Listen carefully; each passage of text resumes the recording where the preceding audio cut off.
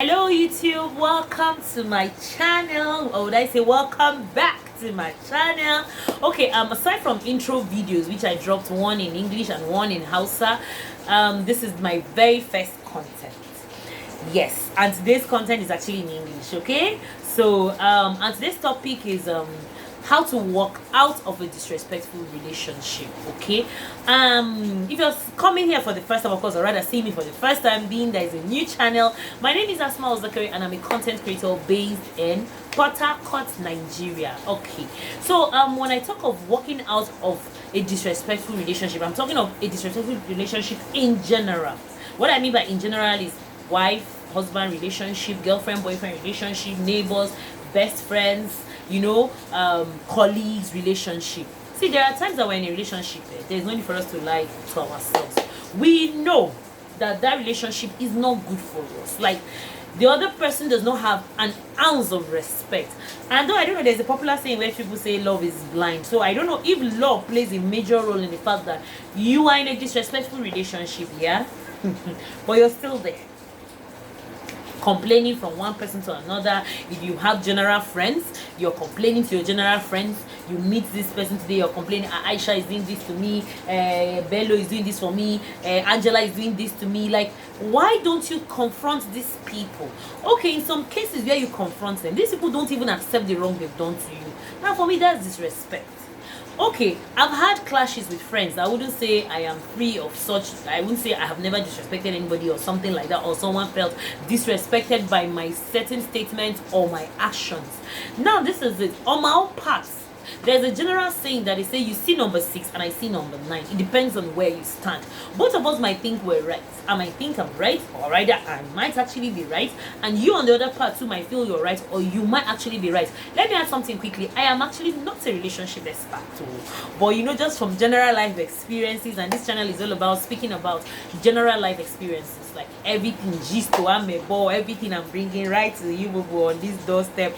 Just relax, listen, and then don't forget to hit the subscription button as well, and then hit also the notification bell so that each time I upload a new video, you will be first to catch out on the video. Okay, so I was talking about relationships where you see in a different way. You might be right, I see in a different way, and I might be right. Both of us might be right. It's not all situations where one party is wrong. There are situations where both parties are right, but unfortunately the way we view it, the way you view it, the way the other person view it is actually what causes the hula balu. Yes, that's what causes the commotion, that's what causes the trouble, that is what causes the issue, So this is it here. A relationship where you're highly disrespected, to be honest with you, you see. As I said earlier, there's something they say love is blind. Really? Is it really, really blind? For me, I feel no matter how blind it is, there must be this insight of it. Like, it still connects, everything wires back to your brain, and there's this part of it that when you even lie down on your bed to sleep, you know, no, these things are not okay, they're not good. That is a disrespectful relationship on its own, and it's left for you to know ascertain the level of disrespect, if you're going to still stay there or you're not going to stay there. Because honestly, I wouldn't be happy to have a friend where I'm telling you I'm feeling this certain way with the way you're behaving, and you tell me, hey, I should take it or leave it. See, let me tell you something. Yes, I know I'm also the advocate of I won't change myself for anybody, but sometimes there are certain things that we do that is freaking selfish. Yes, and if we're in love or we're in a relationship that we want to keep, we have to consider changing that side of us. Do you understand? But I'm not trying to say each time your friend or your husband or your wife comes to you and tell you, hey, change this part, and you start changing. No. What about that part you're changing might be a part that is making you happy. You can't just wake up and change it just like that. Nada, it's not going to work. Okay, another sign of a disrespectful relationship is the fact that you're isolated. Yes. You keep to yourself. Sometimes you even begin to develop low self-esteem. You begin to have low self-value for yourself. You feel that you're not good enough. Now this situation makes you feel like you need to just be to yourself. You get, like, you're even afraid of exploiting other relationships. Example is let's say is a relationship where maybe you have a very good friend. Let's not talk about spouses at this point. You have a very good friend, and you're like me personally, I'm the kind of person that like making friends, and you might be one of those people that also enjoy making friends. And then the friend you have here at question makes you feel like you're not good enough for anyone. Yes, there are friends. I've had a friend that tell me to my face that when I leave, you're not going to get anyone like me. I'm like, yeah, thank God I'm not going to get anyone like you, because of course I wouldn't want to meet someone else like you. Sure, you understand? So there are times that a relationship, depending on how involved you're in the relationship, but let me come back a little bit to the romantic relationship, because the romantic one is the ones that break people more. Are you getting? Like, I'm not saying any other relationship does not, because you might have very good friends that you don't want to lose in your life, and you just need to let them go, and there's nothing you can do about it. But then let's go back to the romantic one, where especially when you're married to that person, a husband and wife, and you're kind of literally binded to that person. Sure, you understand? Especially in the case of for better for worse kind of relationship, like this person, your husband or your wife, makes you feel like you can't get anything better. You can't get anything better. Meanwhile, in reality, it is them who can't get anything better than you.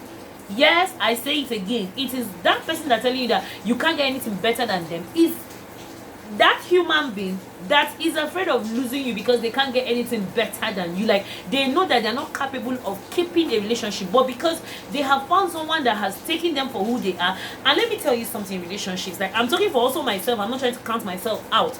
There's something with relationships sometimes when we become so loyal to our friends, we feel like, okay, the world is misinterpreting what this person is saying, and the world is misunderstanding this person. Okay, I'm a friend, I shouldn't think towards that lines, I should understand this person, I shouldn't follow other people to castigate this person.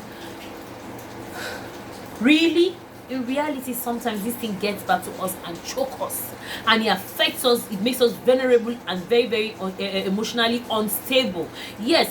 Then another bad sign of a disrespectful relationship is the fact that you're not happy, you are exhausted, you are like, you're always an emotional roller coaster. I don't even know which word to use. I hope I'm choosing the right words to talk about issues like this. Feel free to drop your comments in the comment section. Like, this is an open discussion. Shake the table. If I'm not shaking it enough, let me know I'm not shaking it enough. You understand? But what I'm trying to say literally is the fact that a relationship where it's going to exhaust you is taking out 50% of your energy, and then you're left with 50 that might not even be enough for you to pull through your normal activities or your own personal activities. Then honestly speaking, that's a relationship that personally, my solution to that kind of relationship is to walk away. When you sense this kind of characteristics or this kind of signs in your relationship and you try fixing it and it's not fixable, there are so many, but just pick some very obvious ones that a lot of us tend to ignore, which is one of them is self-isolation. The other one is walking on eggshells, like you're being scared and all that. Then the other one is the fact that this person actually talks down on you. Yes, literally sometimes throws jokes that come in form of mockery, like, you know, throwing it at your face. It's like, yeah, I'm not saying we should be afraid of our friends. I'm not saying that we shouldn't talk to our friends. You get, like, we shouldn't be bold enough to open up and tell our friends what it is we truly feel. But the fact remains that when you're talking to your friend, whoever, your friend, your husband, your whatever relationship, I feel that your choices of words, if you truly care about that person, do you get, your choices of words are very, very important. If I'm talking to someone I don't really know that much, I might not even choose my words because I'm like, you understand? But if I'm talking to someone I know very well, and the fact that saying some certain words is going to hurt this person, I think I'll take away those words. Do you get what I'm trying to say to you? I would take away those words. And for me, whatever relationship you are in, I believe that to some extent you know that person and the person knows you. So if you tell your friend, hey, you're stupid, I think your friend should not take it in the context of insult, but should take it in the context of definition or correction. Do you understand? So there are certain things in the relationship that when you try to work on it, because I wouldn't just say, hey, when you see the sign of or when you see the sign of this thing, when you see the signs of jokes that are not going down well with you, or when you see the signs of self-isolation, or no, there are times that some relationships take phases, they like kind of reboot themselves. I think that's the right word. But what I'm saying is that there are things that you see in a relationship that is not proper. Even you know it's not proper. It doesn't have to lead to domestic violence, but you say, hey, I'm in an abusive relationship. No, there are certain signs you see that when you try working on them, and it's not workable, it's time to work away. Yes, it's not a do or die. I know some people don't know how to keep their relation and their emotions in check, but you just have to try. You just need to try. Because for me, I feel the future is better than the past. Do you understand? The past is gone. Let's look forward. Let's look into the future. All right, thank you so much.